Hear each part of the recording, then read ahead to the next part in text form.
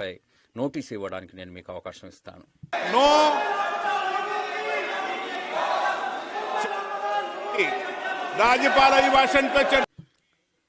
రాష్ట్రపతి ప్రసంగంపై ఖచ్చితంగా చర్చ ఉంటుంది. Honorable Speaker, I present. గౌరవనీయులైన అధ్యక్ష, నేను 2025-26 సంవత్సరానికి బడ్జెట్ని ప్రవేశపెడుతున్నాను. ఈ బడ్జెట్ ద్వారా మా ప్రభుత్వం యొక్క చర్యల్ని మేము కొనసాగిస్తున్నాము. ఒకటి, వృద్ధిని కొనసాగించడం, అదేవిధంగా ఎక్కువ మందిని ఆర్థిక రంగంలో కలుపుకోవడం, అలాగే మన ప్రజల యొక్క ఆకాంక్షల్ని తీసుకెళ్ళడం, అదేవిధంగా మధ్యతరగతి ప్రజల్ని కూడా మేము వారి ఆకాంక్షలు కూడా ముందుకు తీసుకెళ్లే ఉద్దేశంతో ఈ బడ్జెట్ని తీసుకురావడం జరిగింది. ఈ యొక్క ప్రయాణం ఏదైతే ఉందో, మన భారతదేశం యొక్క ఏదైతే సామర్థ్యం ఉందో దాన్ని ముందుకు తీసుకెళ్లడానికి గౌరవనీయులైన ప్రధానమంత్రి నరేంద్ర మోదీ గారి నేతృత్వంలో మేము ముందుకు వెళ్ళనున్నాము.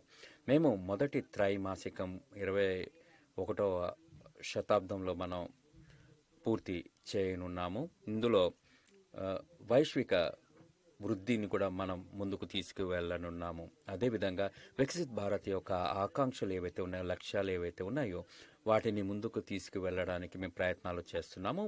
మేము మొదటి 2 మా పదవీ కాలాల్లో కూడా ఈ పనుల్ని చేయడం జరిగింది. మన ఆర్థిక వ్యవస్థ అతి వేగంగా ఎదుగుతున్న ఆర్థిక వ్యవస్థల్లో ఒకటి.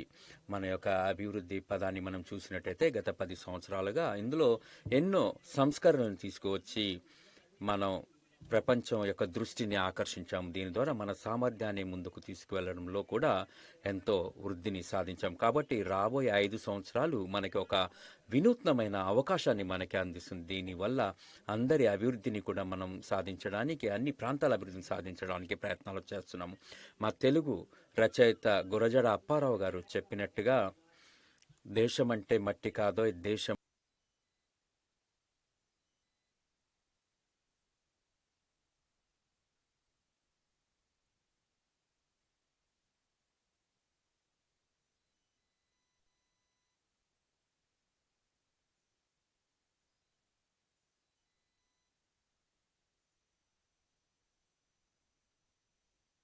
Budget, the proposed development measures span 10 broad areas focusing on Garib, Youth, Annadata and Nari, spurring agricultural growth and productivity, building rural prosperity and resilience, taking everyone together on an inclusive growth path, boosting manufacturing and furthering Make in India, supporting MSMEs, enabling employment-led development, investing in people, economy and innovation, securing energy supplies, promoting exports and nurturing innovation.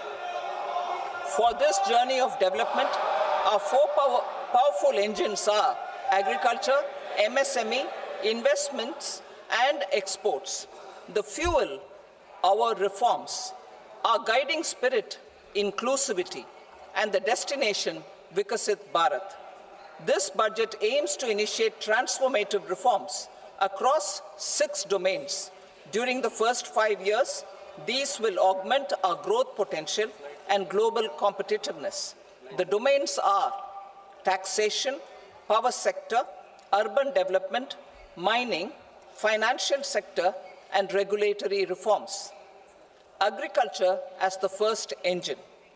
Now I move to specific proposals, beginning with agriculture as the first engine.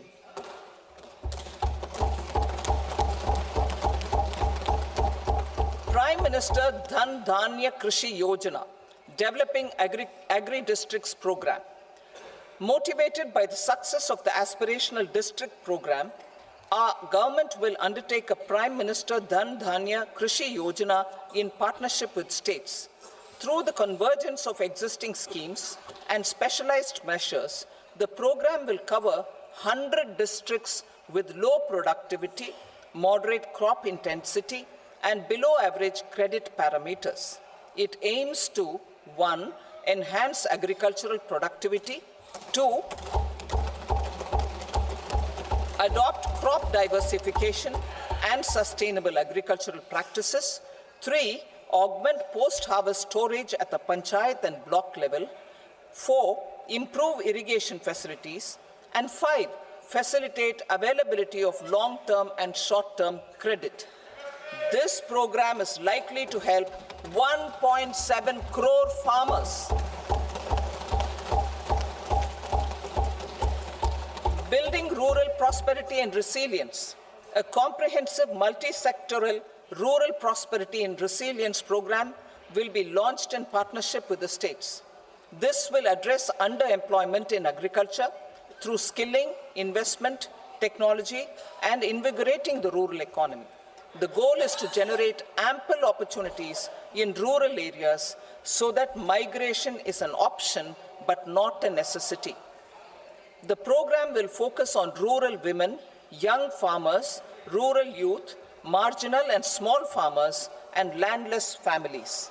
The details are in Annexure A. Domestic best practices will be incorporated, and appropriate technical and financial assistance will be sought from multilateral development banks. In phase 1, 100 developing agri-districts will be covered. Atmanirbharta in pulses. Our government is implementing the National Mission for Edible Oilseed for achieving Atmanirbharta in edible oils. Our farmers have the capability to grow enough for our needs and more. 10 years ago, we made concerted efforts and succeeded in achieving near self-sufficiency in pulses. Farmers responded to the need by increasing the cultivated area by 50%, and government arranged for procurement and remunerative prices. Since then, with rising incomes and better affordability, our consumption of pulses has increased significantly. Our government will now launch a 6-year mission for Atmanirbharta in pulses with a special focus on Tuar, Urad, and Masoor. Details are in Annexure B. Central agencies such as NAFED and NCCF will be ready to procure these 3 pulses as much as offered during the next 4 years from farmers who register with these agencies and enter into agreements. Comprehensive program for vegetables and fruits. It is encouraging that our people are increasingly becoming aware of their nutritional needs. It is a sign of a society becoming healthier. With rising income levels, the consumption of vegetables, fruits, and Shri Anna is increasing significantly. A comprehensive program to promote production, efficient supplies, processing, and remunerative prices for farmers will be launched in partnership with the states. Appropriate institutional mechanisms for implementation and participation of farmer producer organizations and cooperatives will be set up. Makhana board in Bihar.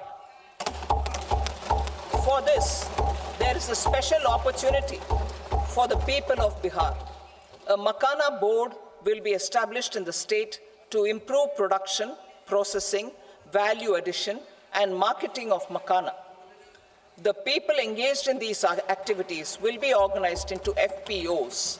The board will provide hand-holding and training support to Makhana farmers and will also work to ensure they receive the benefits of all relevant government schemes.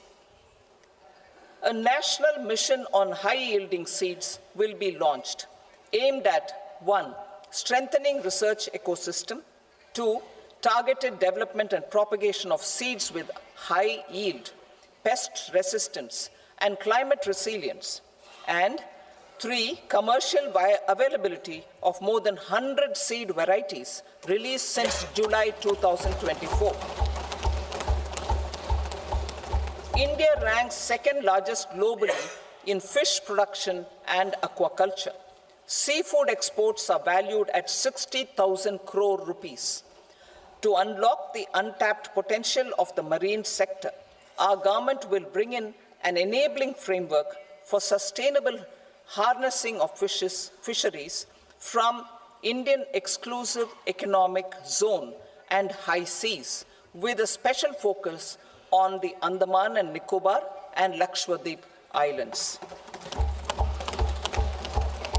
For the benefit of lakhs of cotton growing farmers, I am pleased to announce a mission for cotton productivity. This 5-year mission will facilitate significant improvements in productivity and sustainability of cotton farming and promote extra long staple cotton varieties. The best of science and technology support will be provided to farmers. Aligned with our integrated 5F vision for the textile sector, this will help in increasing incomes of the farmers and ensure a steady supply of quality cotton for rejuvenating India's traditional textile sector. Kisan credit cards facilitate short-term loans for 7.7 crore farmers, fishermen, and dairy farmers. The loan limit under modified interest subvention scheme will be enhanced from 3 lakh rupees to 5 lakh rupees for loans taken through the KCC. For Atmanirbharta in urea production, our government had reopened 3 dormant urea plants in the eastern region. To further augment urea supply, a plant with annual capacity of 12.7 lakh metric tons will be set up at Namrup in Assam.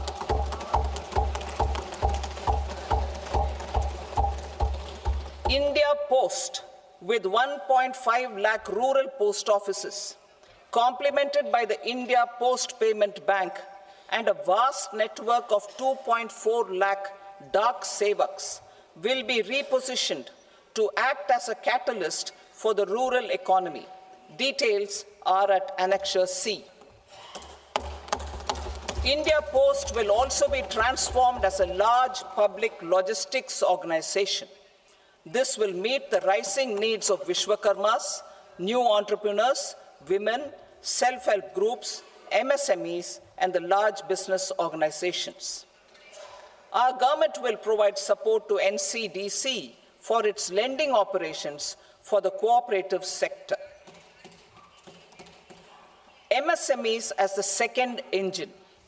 Now I move to MSMEs as the second engine, which encompasses manufacturing and services with a focus on MSMEs numbering 5.7 crores.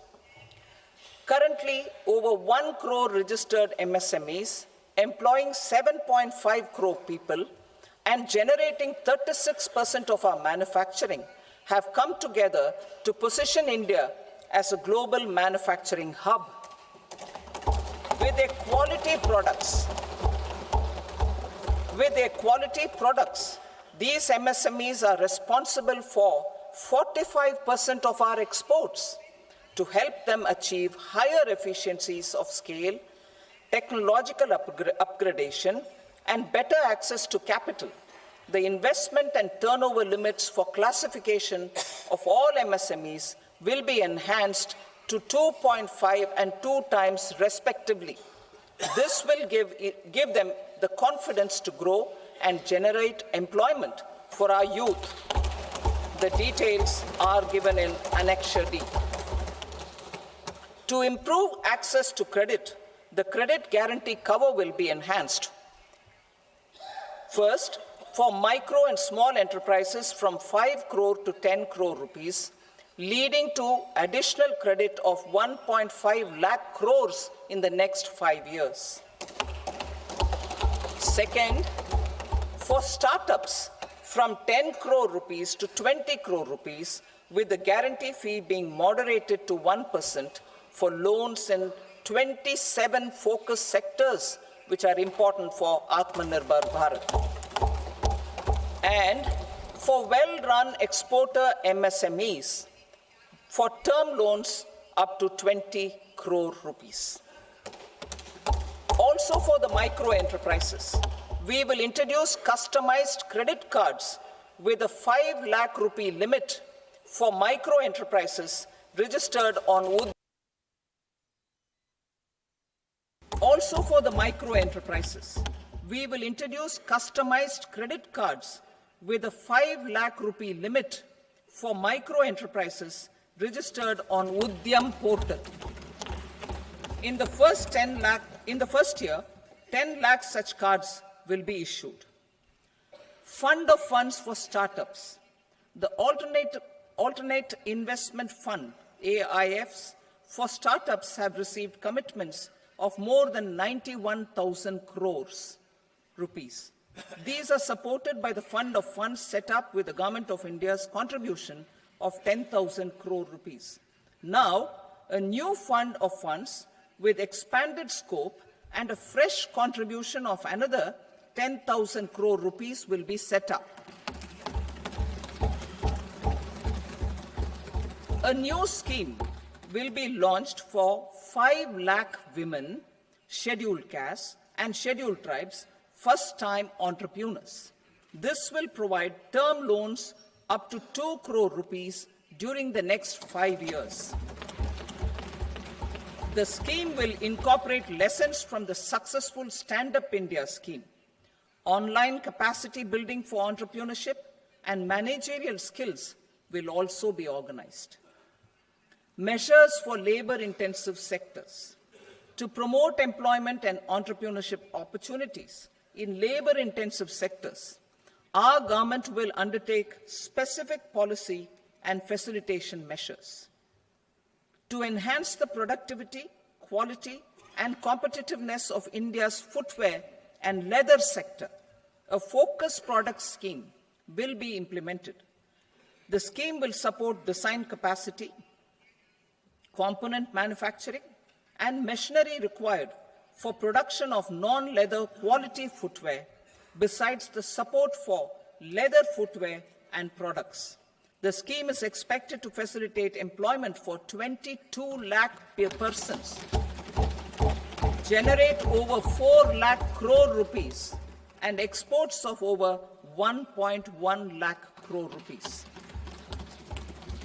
Measures for the toys sector. Building on the National Action Plan for Toys, we will implement a scheme to make India a global hub for toys. The scheme will focus on development of clusters, skills, and a manufacturing ecosystem that will create high-quality, unique, innovative, and sustainable toys that will represent the Made in India brand. Support for food processing. In line with our commitment towards Purvodaya, we will establish a National Institute of Food Technology, Entrepreneurship, and Management in Bihar. The institute will provide a strong fillip to food processing activities in the entire eastern region. This will result in 1. Enhanced income for the farmers through value addition to their produce, and 2. Skilling entrepreneurship and employment opportunities for the youth.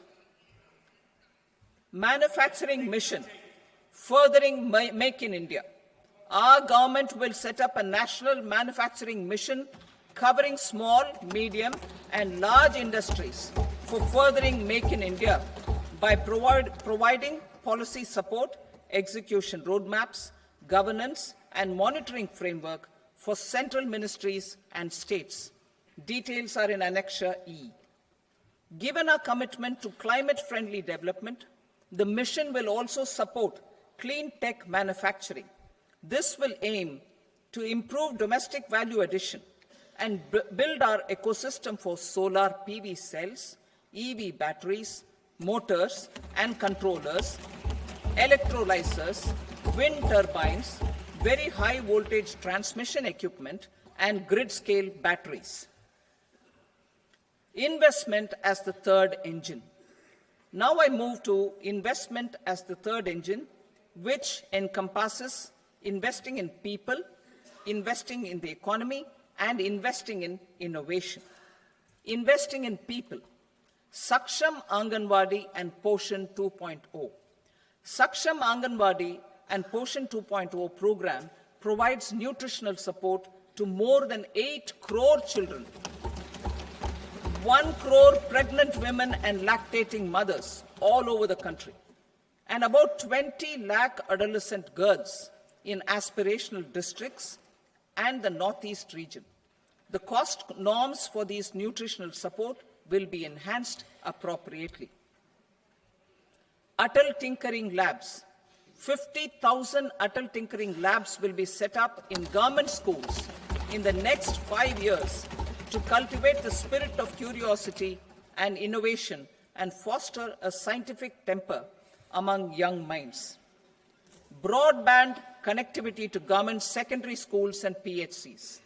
Broadband connectivity will be provided to all government secondary schools and primary health centers in rural areas under the BharatNet project.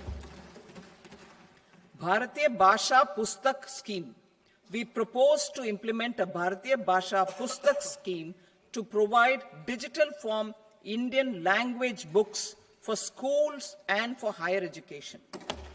This aims to help students understand their subjects better and in their language.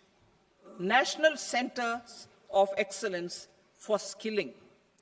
Building on the initiative announced in the July 24 budget, 5 national centers of excellence for skilling will be set up with global expertise and partnerships to equip our youth with the skills required for Make for India, Make for the World manufacturing.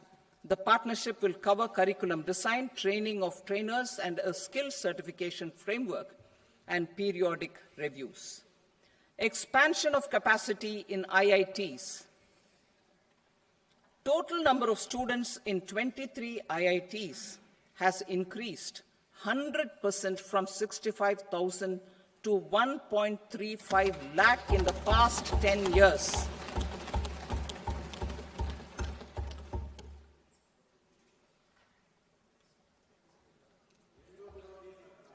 Additional infrastructure will be created in the 5 IITs started after 2014 to facilitate education for 6,500 more students. Hostel and other infrastructure capacity at IIT Patna will also be expanded.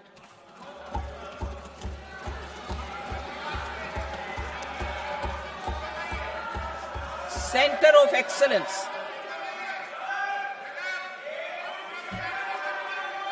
Center of Excellence in AI for Education. I had announced 3 centers of excellence in artificial intelligence for agriculture, health, and sustainable cities in 2023. Now a center of excellence in artificial intelligence for education will be set up with a total outlay of 500 crores. Expansion of medical education.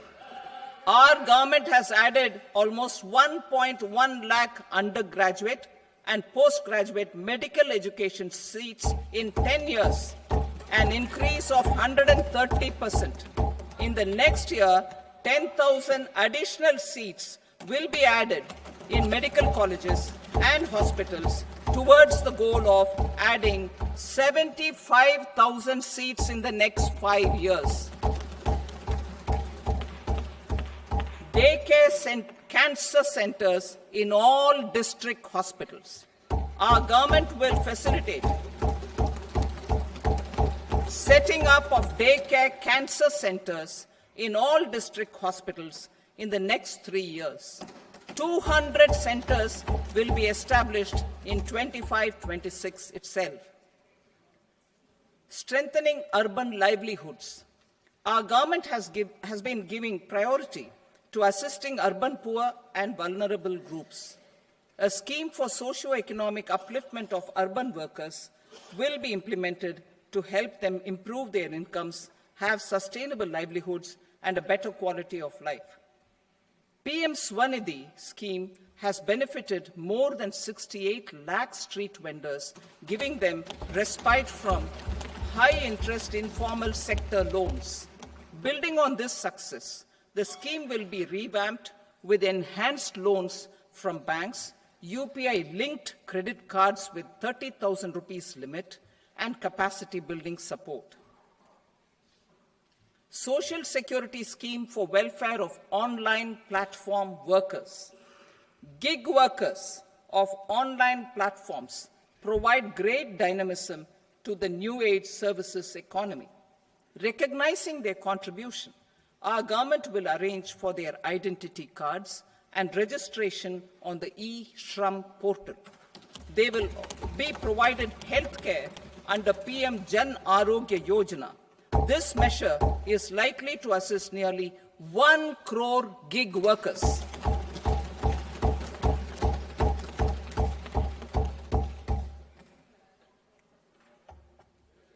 Investing in the economy, public-private partnership in infrastructure. Each infrastructure-related ministry will come up with a 3-year pipeline of projects that can be implemented in PPP mode.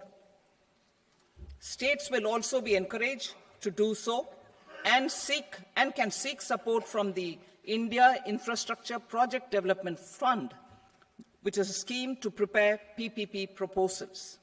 Support to states for infrastructure. An outlay of 1.5 lakh crore is proposed for the 50-year interest-free loans to states for capital expenditure and incentives for reforms. Building on the success of the first asset monetization plan announced in 2021, the second plan for 2025 to 30 will be launched to plow back capital of 10 lakh crore in new projects. Regulatory and fiscal measures will be fine-tuned to support the plan. Jal Jeevan Mission. Since 2019, 15 crore households, representing 80% of India's rural population, have been provided access to portable tap water connections. To achieve 100% coverage, I am pleased to announce the extension of this mission until 2028 with an enhanced total outlay. The mission's focus will be on the quality of infrastructure and O&M of rural piped water supply schemes through Jan Bhagidari. A separate MOU or separate MOUs will be signed with the states and union territories to ensure sustainability and citizen-centric water services delivery. Urban sector reforms. Building on the July budget proposals, urban sector reforms related to governance, municipal services, urban land and planning will be incentivized. Urban Challenge Fund. The government will set up an urban challenge fund of 1 lakh crore rupees to implement the proposals for cities as growth hubs, creative redevelopment of cities, and for water and sanitation purposes announced in the July budget. This fund will finance up to 25% of the cost of bankable projects, with a stipulation that at least 50% of the cost is funded from bonds, bank loans, and PPPs. An allocation of 10,000 crore is proposed in 2025-26. Power sector reforms. We will incentivize electricity distribution reforms and augmentation of intra-state transmission capacity by states. This will improve financial health and capacity of electricity companies. Additional borrowing of 0.5% of GSDP will be allowed to states contingent on these reforms. Nuclear energy mission for Vikasit Bharat. Development of at least 100 gigawatt of nuclear energy by 2047 is essential for our energy transition efforts. for an active partnership with the private sector towards this goal. Amendments to the Atomic Energy Act and the Civil Liability for Nuclear Damage Act will be taken up. A nuclear energy mission for research and development of small modular reactors with an outlay of 20,000 crore will be set up. At least 5 indigenously developed small modular reactors will be operationalized by 2033. Shipbuilding. The shipbuilding financial assistance policy will be revamped to address cost disadvantages. This will also include credit notes for shipbreaking in Indian yards to promote the circular economy. Large ships above a specified size will be included in the infrastructure harmonized master list. Shipbuilding clusters will be facilitated to increase the range, categories, and capacity of ships. This will include additional infrastructure, facilities, skilling, and technology to develop the entire ecosystem. Maritime Development Fund.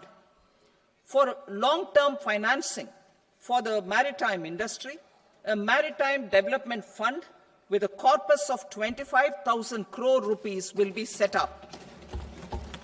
This will be for distributed support and promoting competition. This will have up to 49% contribution by the government, and the balance will be mobilized from ports and from private sector. UDAN regional connectivity schemes. UDAN has enabled 1.5 crore middle-class people to meet their aspirations for speedier travel. The scheme has connected 88 airports, and operationalized 619 routes. Inspired by that success, a modified UDAN scheme will be launched to enhance regional connectivity to 120 new destinations and carry 4 crore passengers in the next 10 years. 4 crore additional passengers in the next 10 years. The scheme will also support helipads and smaller airports in hilly, aspirational, and northeast regional districts. Greenfield airports will be facilitated in Bihar to meet the future needs of the state. These will be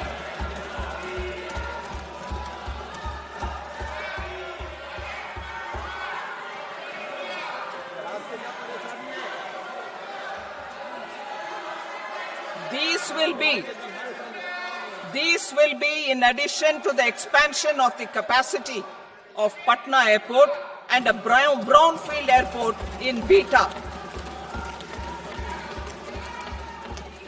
Western Kosi Canal project in Mithilanchal. Financial support will be provided for the Western Kosi Canal ERM project, benefiting a large number of farmers, cultivating over 50,000 hectares of land in the Mithilanchal region of Bihar. Mining sector reforms.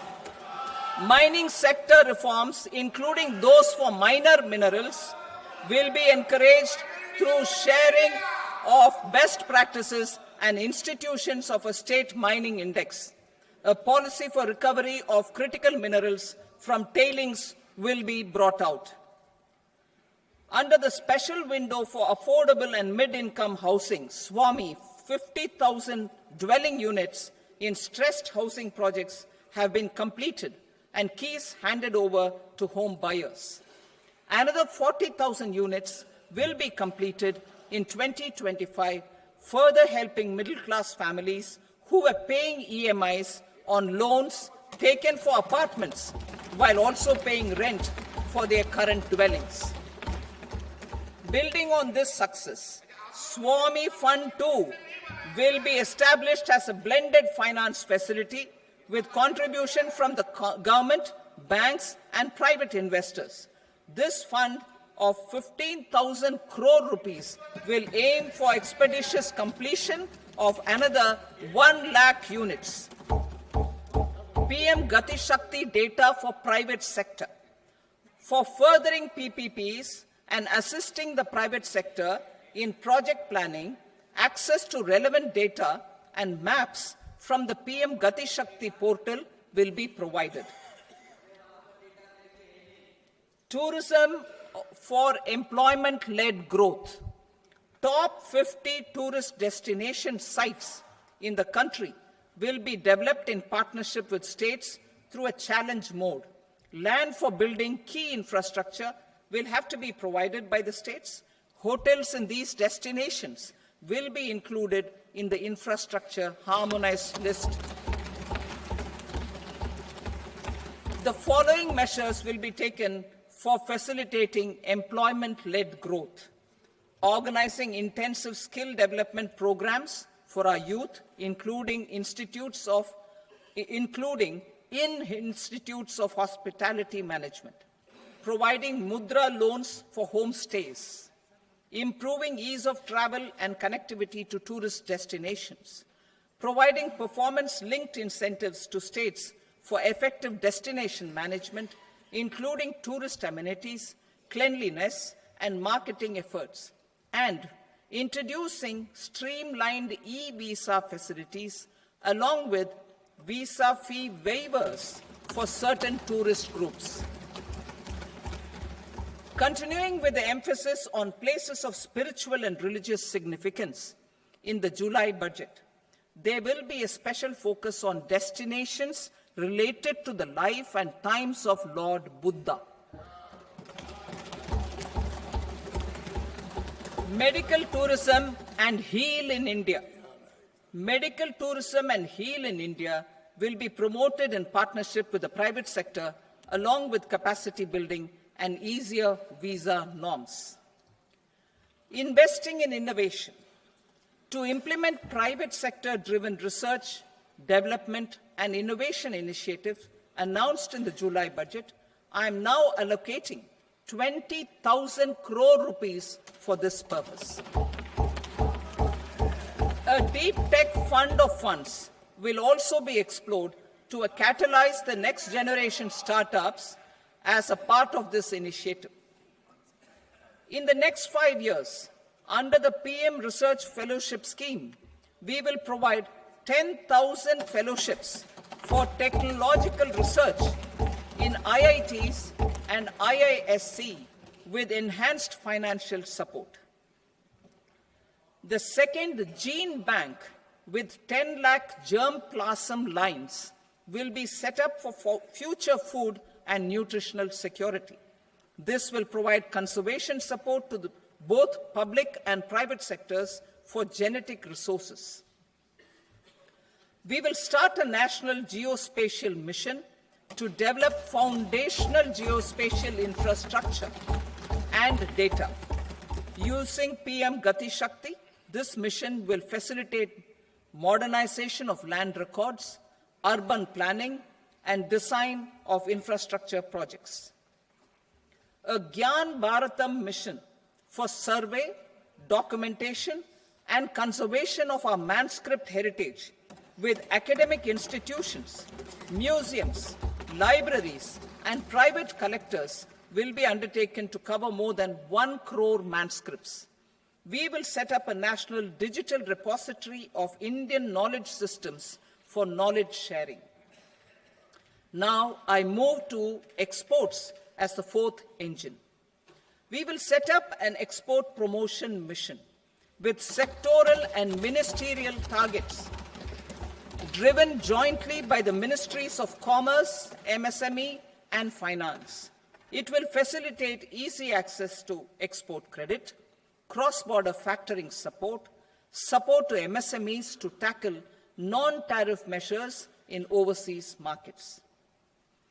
A digital public infrastructure, Bharat Trade Net, for international trade will be set up as a unified platform for trade documentation and financing solutions.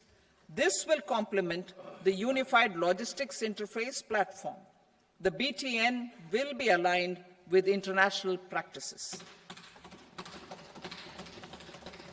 Support will be provided to develop domestic manufacturing capacities for our economy's integration with global supply chains. Sectors will be identified based on objective criteria. Facilitation groups with participation of senior officers and industry representatives will be formed for select products and supply chains. Through this, there are huge opportunities related to Industry 4.0, which needs high skills and talent. Our youth have both. Our government will support the domestic electronic equipment industry to leverage this opportunity for the benefit of our youth. A national framework will be formulated as guidance to states for promoting global capability centers in emerging Tier 2 cities. This will suggest measures for enhancing availability of talent and infrastructure, building bylaw reforms, and mechanisms for collaboration with industry. Our government will facilitate upgradation of infrastructure and warehousing for air cargo, including high-value perishable horticultural produce. Cargo screening and customs protocol will be streamlined and made user-friendly. Reforms as the fuel. Over the past 10 years, our government has implemented several reforms for convenience of taxpayers, such as faceless assessment, 2, taxpayer charter, 3, faster returns, 4, almost 99% returns being on self-assessment, and 5, Vivad Se Vishwas scheme.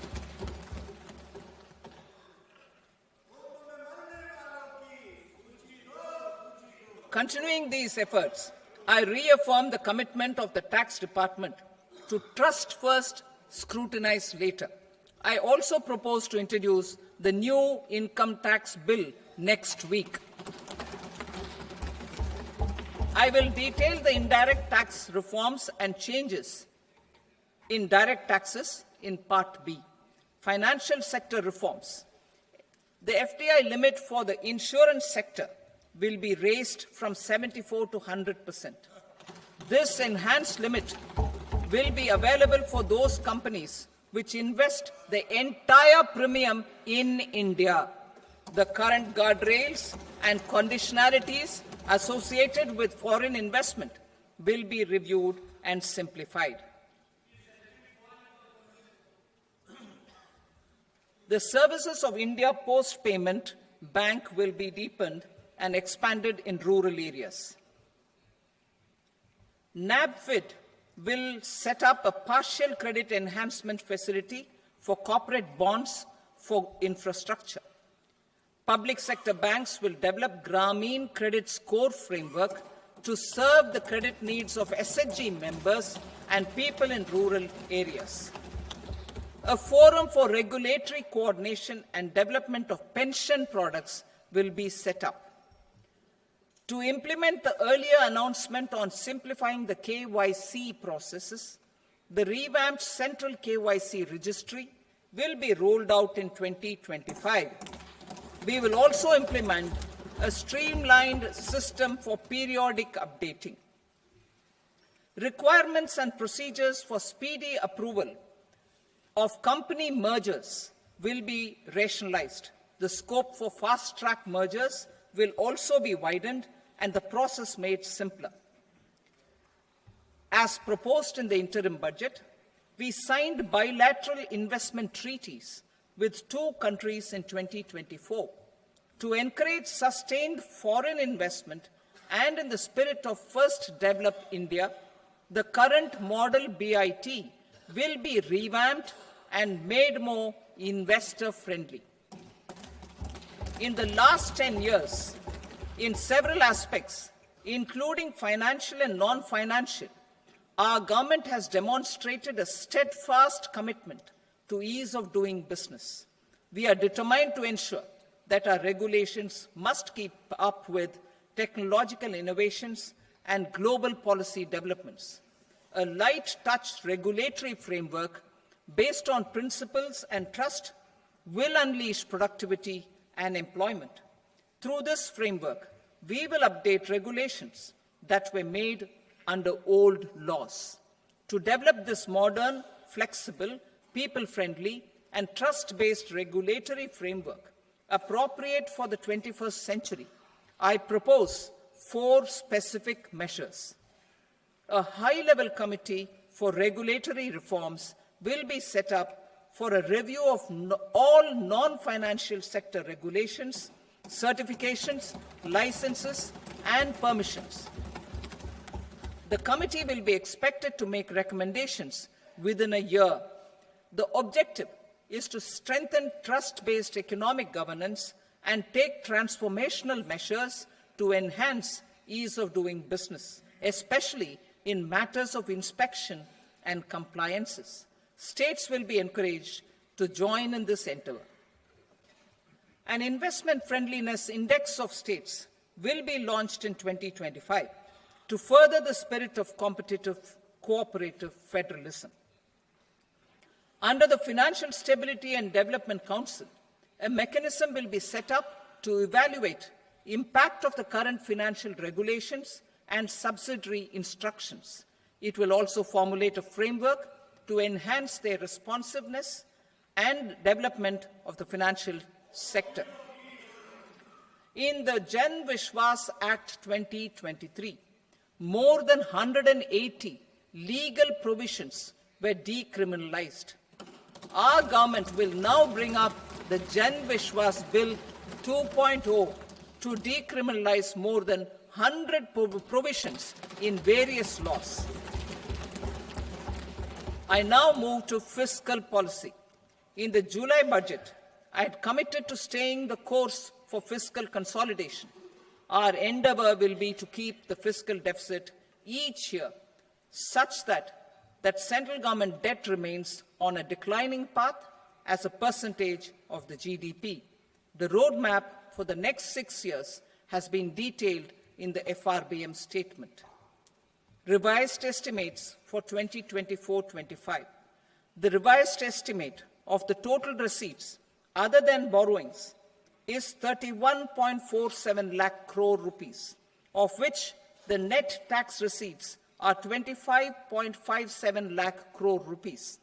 The revised estimate of the total expenditure is 47.16 lakh crore rupees, of which the capital expenditure is about 10.18 lakh crore rupees. The revised estimate of the fiscal deficit is 4.8% of the GDP.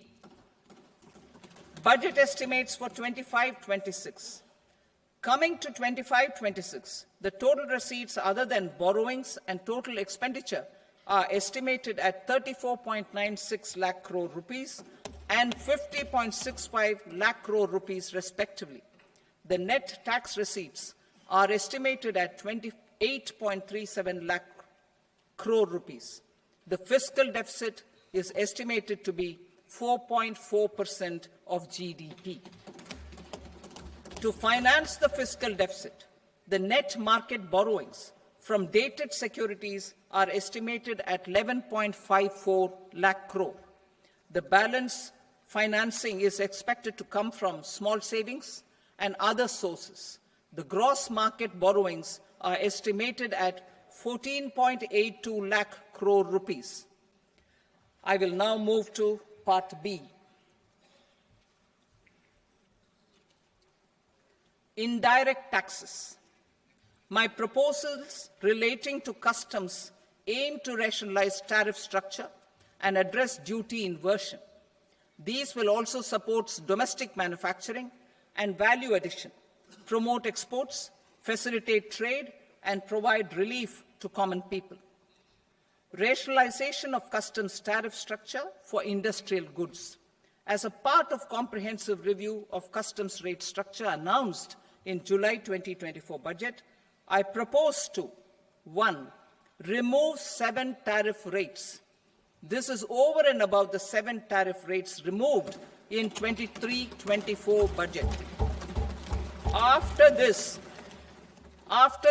there will be only 8 remaining tariff rates, including 0 rate. 2. Apply appropriate cess to broadly maintain effective duty incidence, except on a few items where such incidence will reduce marginally. 3. Levy not more than 1 cess or surcharge. Therefore, I propose to exempt social welfare surcharge on 82 tariff lines that are subject to a cess. I shall now take up sector-specific proposals. To provide relief to patients, particularly those suffering from cancer, rare diseases, and other severe chronic diseases, I propose to add 36 life-saving drugs and medicines to the list of medicines fully exempted from basic custom duty.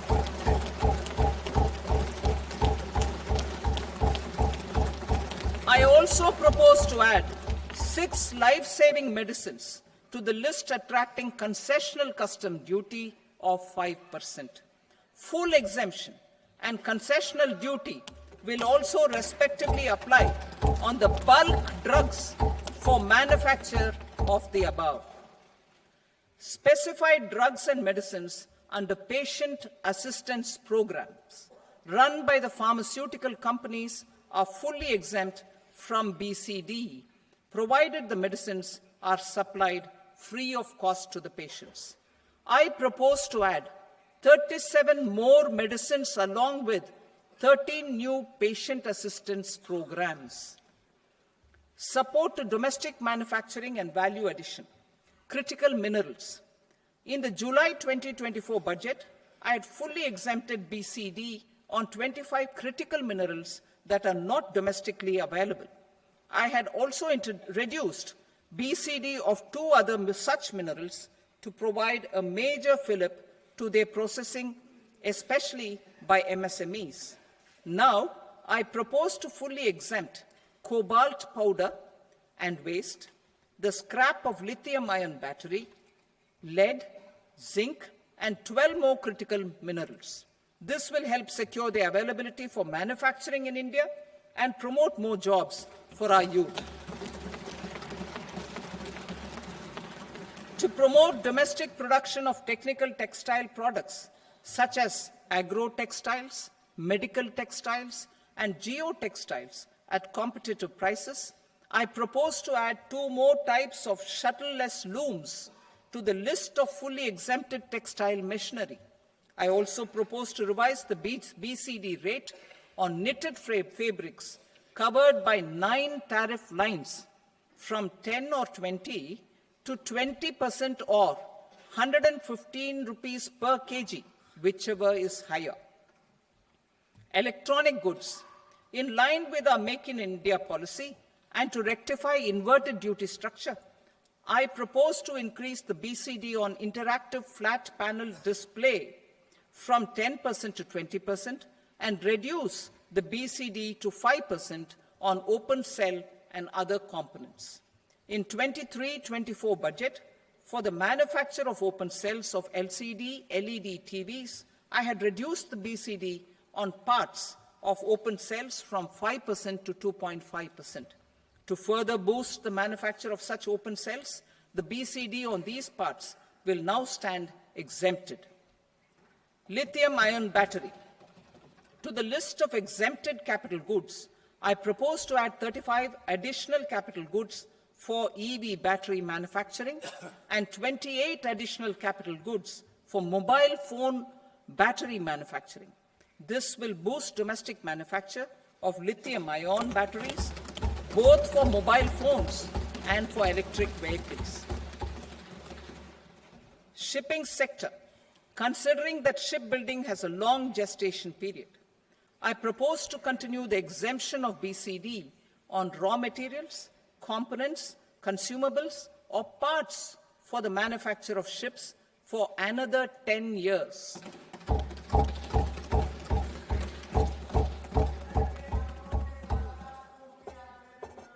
I also propose the same dispensation for shipbreaking to make it more competitive.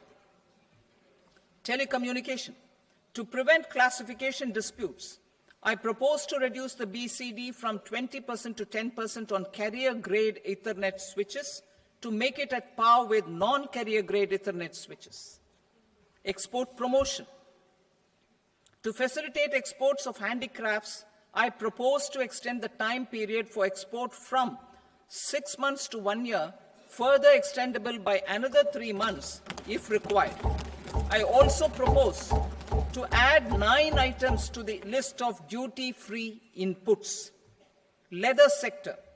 I propose to fully exempt BCD on wet blue leather to facilitate imports for domestic value addition and employment. I also propose to exempt crust leather from 20% export duty to facilitate exports by small tanners. Marine products. To enhance India's competitiveness in the global seafood market, I propose to reduce BCD from 30% to 5% on frozen fish paste, surimi, for manufacture and export of its analog products. I also propose to reduce BCD from 15% to 5% on fish hydrolysates for manufacture of fish and shrimp feed. In July 2024 budget, to promote development of domestic MROs for aircraft and ships, I had extended the time limit for export of foreign origin goods that were imported for repairs from 6 months to 1 year and further extendable by 1 year.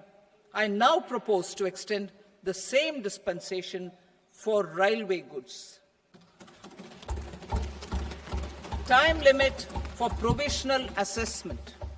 Presently, the Customs Act 1962 does not provide any time limit to finalize provisional assessments, leading to uncertainty and cost to trade.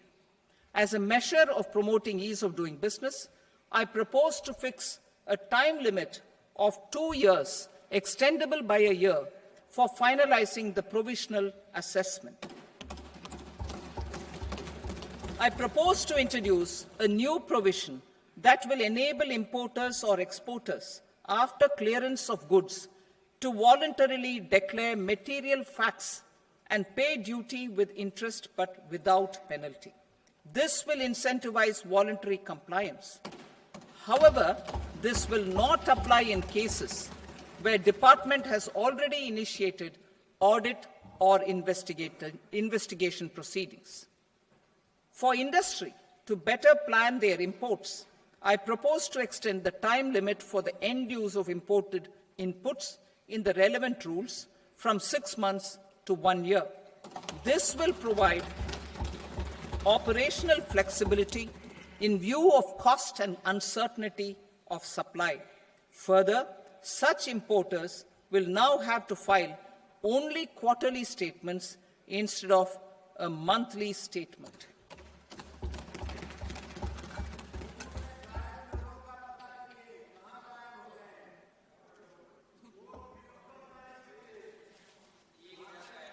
I now come to my direct tax proposals.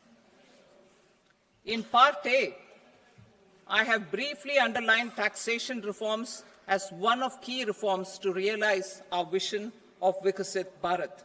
In respect of criminal law, our government had earlier ushered in Bharatiya Nyaya Sanhita, replacing Bharatiya Danda Sanhita. I am happy to inform this august House and the country that for new income tax bill will carry forward the same spirit of Nyaya in its drafting as well. The new bill will be clear and direct in text, with close to half of the present law in terms of both chapters and words.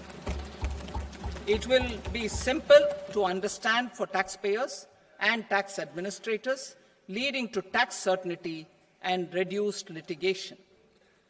Reforms, however, are not a destination. They are means to achieve good governance for our people and economy. Providing good governance primarily involves being responsive. The Tirukural captures this in verse 542, which reads, Vaanokki vaazhum ulagallam, mannavan kol nokki vaazhum kudi. Meaning, just as the living beings live expecting rains, citizens live expecting good governance. Our government is committed to keeping an ear to the ground and a finger on the pulse and responding while balancing our national building efforts.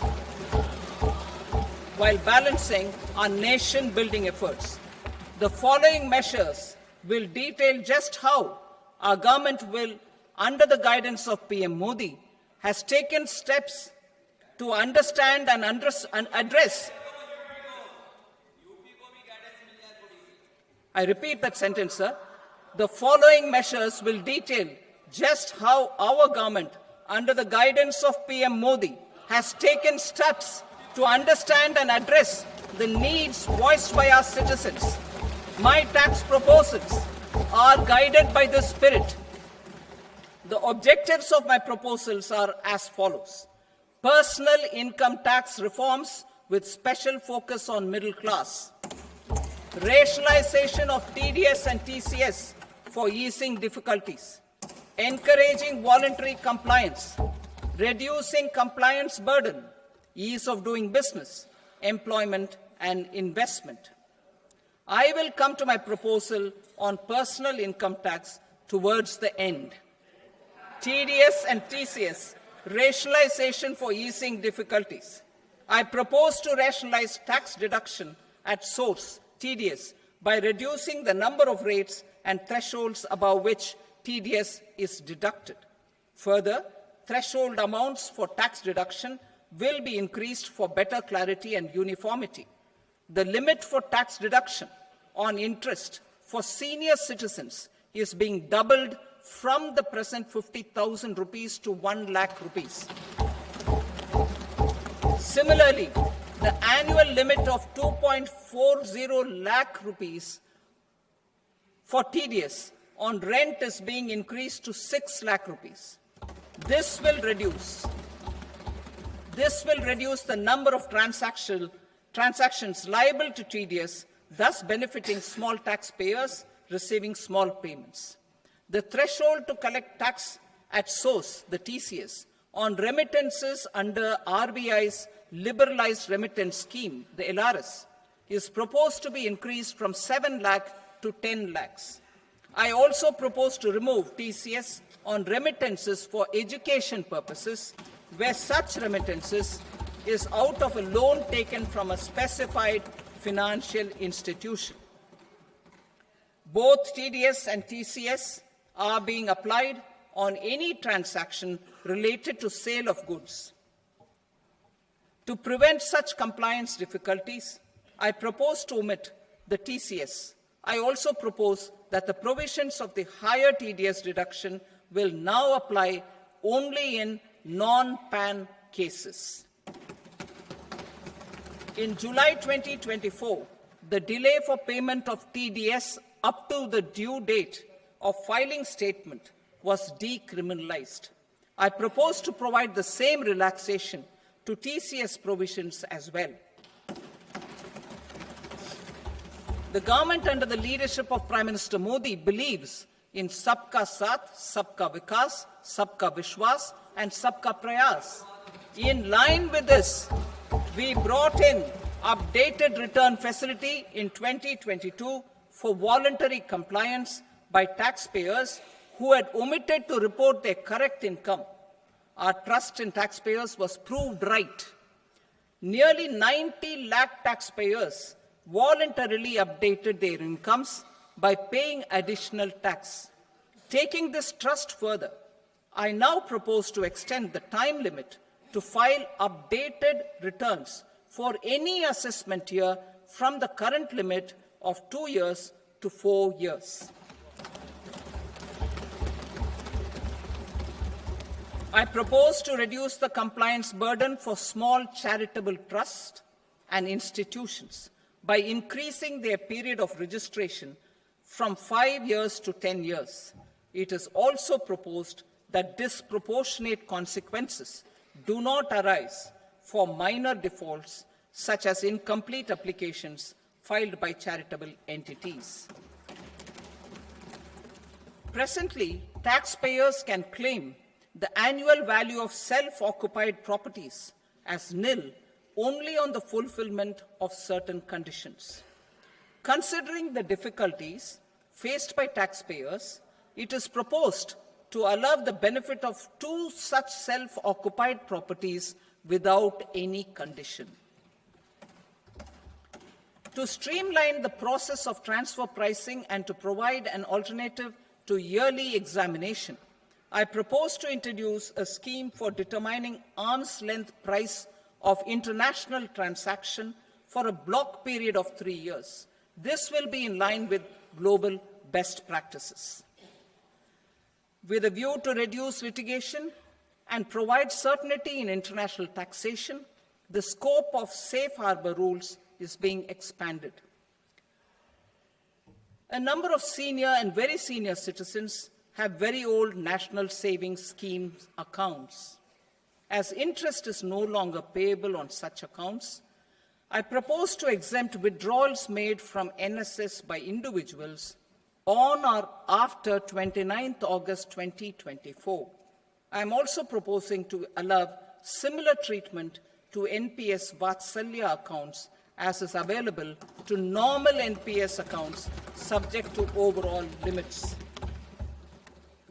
In my speech in July 2024, I had promised that all processes, including giving effect to appellate orders, shall be digitalized and made paperless over the next 2 years. So I'm happy to announce that digitalization is being made operational now. In July 2024, we brought in the Vivad Se Vishwas scheme to resolve income tax disputes pending in appeal. The scheme has received a great response, with nearly 33,000 taxpayers having availed of the scheme to settle their disputes. I have a few proposals to promote investment and employment. It is proposed to provide a presumptive taxation regime for non-residents who provide services to a resident company that is establishing or operating an electronics manufacturing facility. I further propose to introduce a safe harbor for tax certainty for non-residents who store components for supply to specified electronics manufacturing units. Presently, the tonnage tax scheme is available only to sea-going ships. The benefits of existing tonnage tax scheme are proposed to be extended to inland vessels registered under the Indian Vessels Act 2021 to promote inland water transport in the country. Extension for incorporation of startups. We continue to support the Indian startup ecosystem. I propose to extend the period of incorporation by 5 years to allow the benefit available to startups which are incorporated before 1/4/2030. In order to attract and promote additional activities in the IFSC, I am inter alia proposing specific benefits to ship leasing units, insurance offices, and treasury centers of global companies which are set up in IFSC. Further, to claim benefits, the cutoff date for commencement in IFSC has also been extended by 5 years to 31/3/2030. Category 1 and Category 2 AIFs are undertaking investments in infrastructure and other such sectors. I propose to provide certainty of taxation to these entities on the gains from securities, to promote funding from sovereign wealth funds and pension funds to the infrastructure sector. I propose to extend the date of making an investment by 5 more years up to 31st March 2030.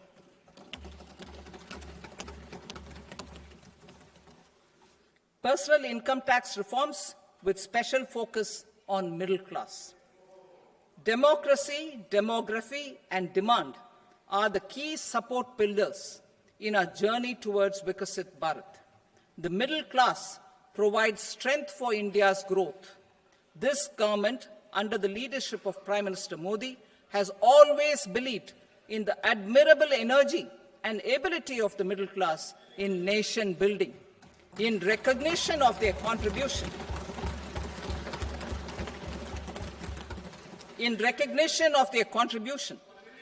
we have periodically reduced their tax burden. Right after 2014, the nil tax slab was raised to 2.5 lakhs of rupees, which was further raised to 5 lakh rupees in 2019 and to 7 lakh rupees in 2023. This is reflective of our government's trust on the middle class taxpayers.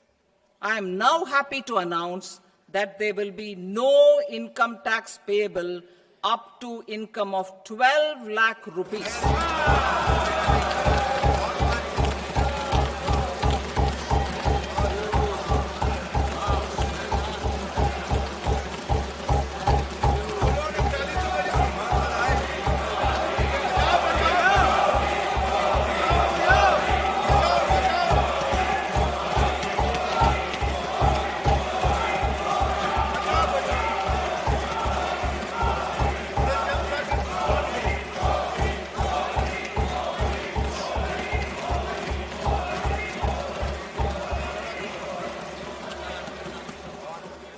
So, average income of 1 lakh per month, other than the special rate income such as capital gains, under the new regime.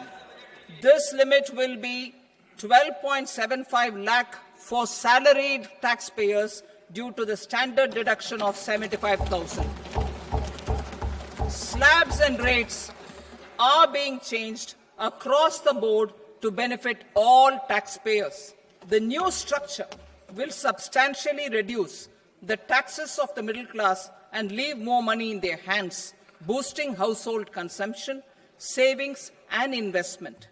In the new tax regime, I propose to revise tax rate structures as follows: 0 to 4 lakh rupees nil, 4.8 lakh rupees to 4 to 8 lakh rupees 5%, 8 to 12 lakh rupees 10%, 12 to 16 lakh rupees 15%, 16 to 20 lakh rupees 20%, 20 to 24 lakh rupees 25%, and above 24 lakh rupees 30%. To taxpayers up to 12 lakh of normal income, other than special rate income such as capital gains. I read that again.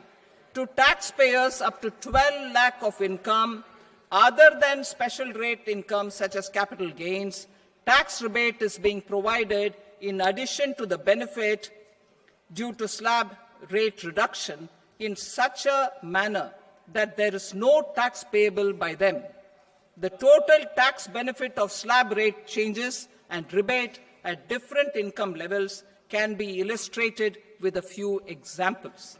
A taxpayer in the new regime with an income of 12 lakh rupees will get a benefit of 80,000 rupees in tax, which is 100% of tax payable as per the existing rates. A person having income of 18 lakh rupees will get a benefit of 70,000 rupees in tax, that is 30% of tax payable as per existing rates. A person with an income of 25 lakh gets a benefit of 1,10,000 rupees, that is 25% of his tax payable as per existing rates. Details of my tax proposals are given in the annexure. As a result of these proposals, Honorable Speaker, sir, revenue of about 1 lakh crore in direct taxes and 2,600 crores in indirect taxes will be foregone. Mr. Speaker, sir, with this, I commend the budget to this august House.